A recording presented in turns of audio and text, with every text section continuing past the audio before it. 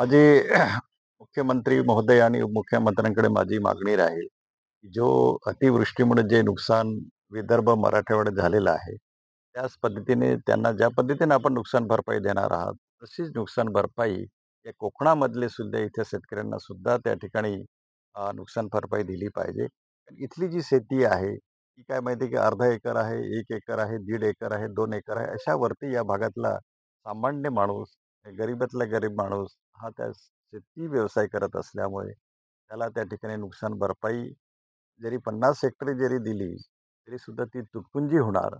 कारण त्याची जमिनीचे क्षेत्रफळ हे कमी असल्यामुळे त्याला मिळणारं जे आपलं क्षेत्रफळ आहे, ते हेक्टरीमध्ये बसत नाही, ते गुंठ्यामध्ये बसतं आहे.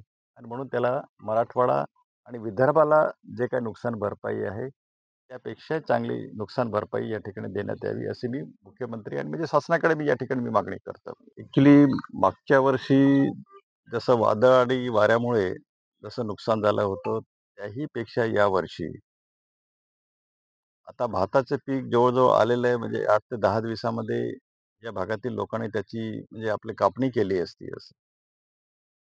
तोंडाघास याच्यावर तोंडाघासावरती आलेलं जे पीक आहे, या पिकाचं या अतिवृष्टीमुळे प्रचंड मोठ्या प्रमाणात या ठिकाणी नुकसान झालेलं आहे.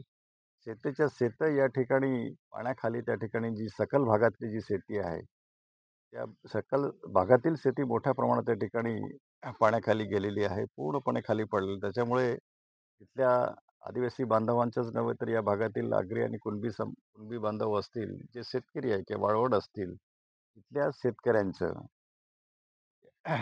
एक तर का भाताचं पीक या ग्रामीण भागामध्ये एकमेव पीक असतं आणि हेच पीक हातात तोंडाघासाशी आलेलं पीक या ठिकाणी नष्ट झालेलं आहे, नुकसान झालेलं आहे. त्यामुळे शेतकरी या ठिकाणी पूर्णपणे बेघर झालेला आहे. माझं महाराष्ट्र सरकारकडे या ठिकाणी मागणी राहील, की इथल्या शेतकऱ्यांना त्या ठिकाणी किमान 1 हेक्टरी किमान या ठिकाणी साधारण एक 25 ते 50 लाखाच्या दरम्यान त्या ठिकाणी त्यांना एक नुकसान भरपाई त्या ठिकाणी देण्यात यावी. कारण एकमेव पीक आहे आणि हे पीक गेलं, तर असाही आदिवासी बांधव मोठ्या प्रमाणात त्या ठिकाणी स्थलांतर करतो आणि स्थलांतरामुळे त्या ठिकाणी त्यांचे कुटुंब त्या ठिकाणी उद्ध्वस्त होतात. शिक्षण, आरोग्य या आणि स्थलांतरामुळे त्यांची राहणीमानाचा दर्जा आहे तो सुद्धा त्या ठिकाणी खालावतो. आणि म्हणून माझी शासनाला या ठिकाणी विनंती आहे, की मागच्या वर्षाचं सुद्धा या ठिकाणी नुकसान भरपाई वा चक्रीवादळामध्ये जे नुकसान झालं त्याचीही नुकसानी भरपाई मिळाली नाही. त्याच्या अगोदरच्या वर्षापूर्वी सुद्धा नुकसान भरपाई मिळाली नाही.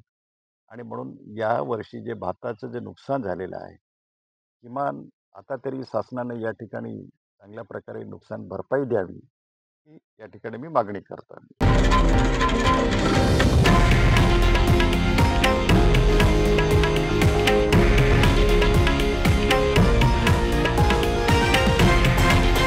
हे आहे देशातील नंबर 1 न्यूज नेटवर्क आणि आपण पाहत आहात TV9 मराठी, एकमेव.